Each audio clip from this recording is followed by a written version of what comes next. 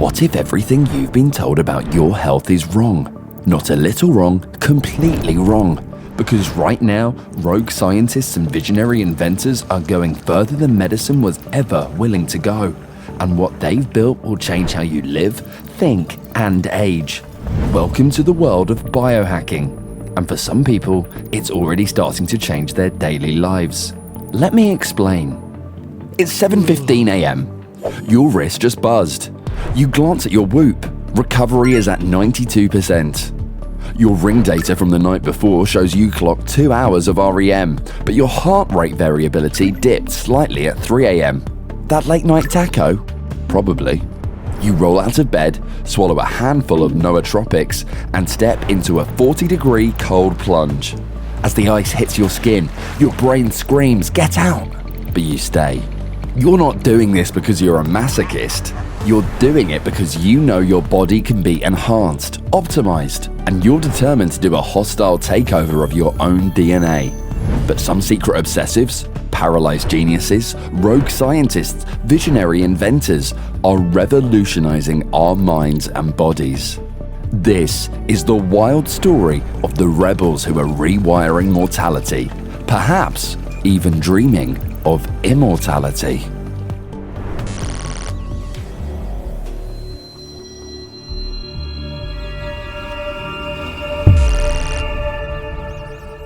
The origins of biohacking? Forget Silicon Valley. Rewind to 1912. Scurvy, pneumonia, rickets are ravaging millions like wildfire.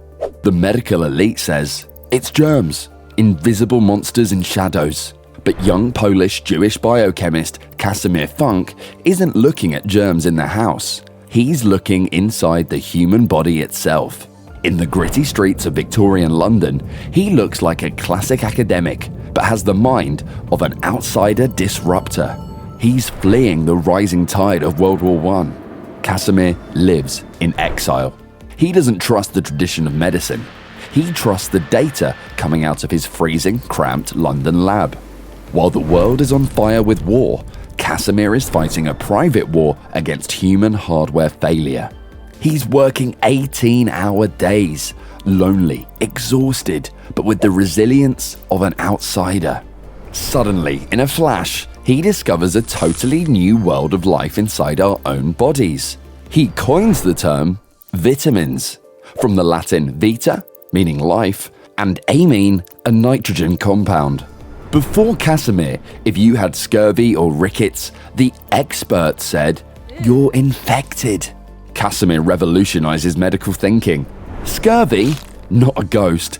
It's a vitamin C deficiency. Load up on oranges. Rickets? Just a vitamin D glitch. Get some sun. Beriberi? Fixed with rice husks. That's vitamin B1. To Casemir, vitamins aren't just supplements. There are essentials, and our body can't make them.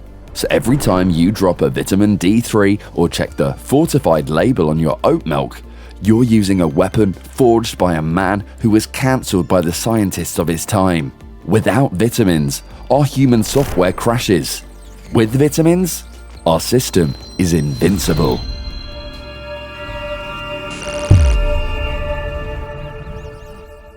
Fast forward to the present. It's midday. Your wrist buzzes again. You feel good. Your watch tells you your heart is beating at a healthy rate. And the secret reason your watch can measure your heart rate variability? The Soviet space program. It's the 1960s. Russian scientists are sending men into the dark vacuum of space.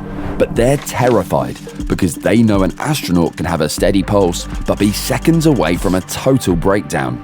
They need a stress meter. They discover that the gap between heartbeats, measured in milliseconds, is the key. If the gap is perfectly consistent, like a metronome, the body's fight or flight system is in overdrive. If the gap is irregular and messy, the astronaut is relaxed. They use this tech to get their astronauts into space safely. So when Harvard graduate Will Ahmed wanted to intensify his workouts with a screenless wristwatch, he designed Whoop. Every time you feel office burnout or when life nearly hits your panic button, the strain score on your Whoop watch tells you, take a break. and Whoop's using tech designed to stop Russian astronauts spiraling out of control in orbit.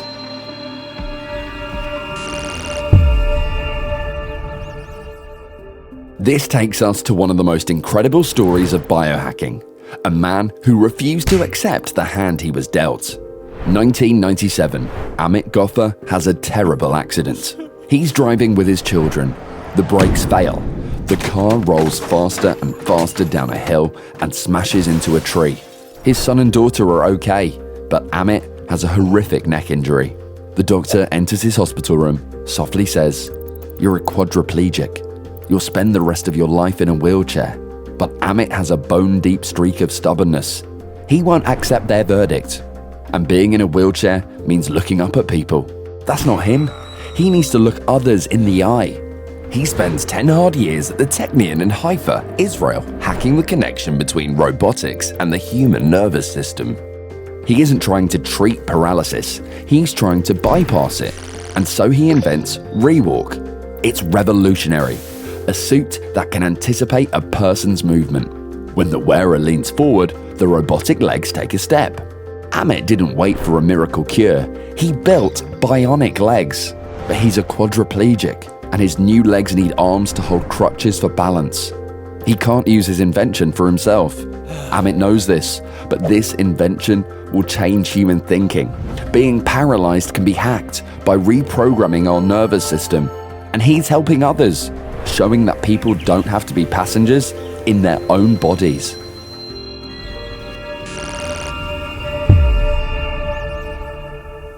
So we can use tech to change our hardware when our body fails us. But can we biohack what's happening inside, in our gut? Enter Zoe, a nutrition app. It takes live readings of your blood sugar, fat levels, and microbiome. It sends this to the app, which calculates your response to fats and carbs. It tells you how food will impact your gut health. Walk into a restaurant for lunch, Zoe will instantly tell you what to eat. It sounds like something out of a sci-fi film, but Zoe was born in a COVID app and a scientist's obsessive research of thousands of identical twins. Biohacking our gut was invented by British rebel scientist Tim Spector. Tim's always been a rebel. His wife Veronique called him crazy when he made their son eat only McDonald's burgers for 10 days to prove how devastating ultra-processed food is on gut health. But when COVID hit, his app went viral, reaching millions. It was crucial for updating global healthcare guidance during the chaos of the pandemic. He helped save thousands of lives. Before lockdown, Tim spent decades studying twins, tens of thousands of them. He found that even though humans share 99% of the same genetics, we only share 25% of our gut microbiome with each other. Even identical twins often have different microbiome and react differently to food. This gives him what he needs. He invents Zoe. It biohacks our gut to see our differences. It's a home test kit. It measures your gut microbiome, blood sugar, fat levels, all through a pinprick test. The app then creates a personalized nutrition plan for you. It gamifies eating. Users look to achieve a score of more than 75 out of 100 for their daily intake. The secret story of the app? Everyone's gut reacts differently. Know yours.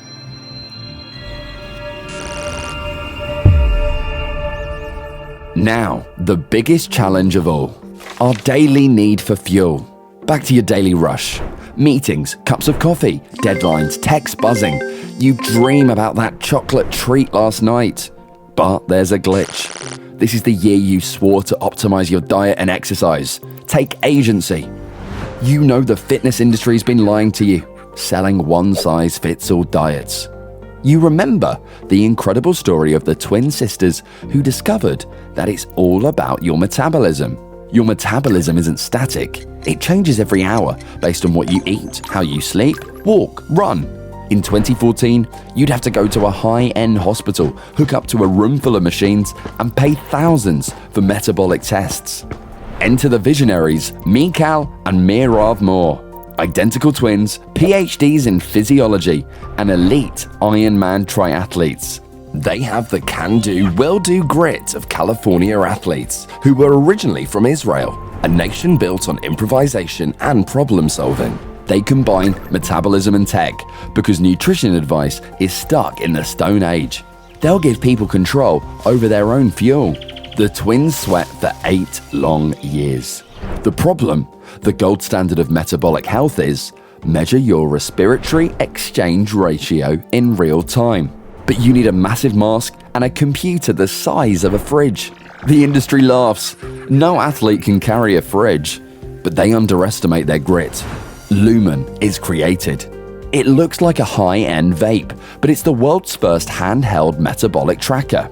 You breathe into it. It measures your CO2 breath by breath to calculate your respiratory ratio in real time. In seconds, you get into a fuel score on your phone. The twins quit the dieting obsession and focus on optimizing metabolism. They end the one-size-fits-all diet scam. Ironman training got them fed up with vague nutrition advice. And Ironman's a killer. Swim, bike, run. Secret is, if you're not getting the right fuel, you run out of energy. And if you want to win, it's all about the small margins. The twins need to know in real time, is my body burning the carbs I just ate, or am I burning my fat stores? For them, the ultimate hack is to create that metabolic flexibility.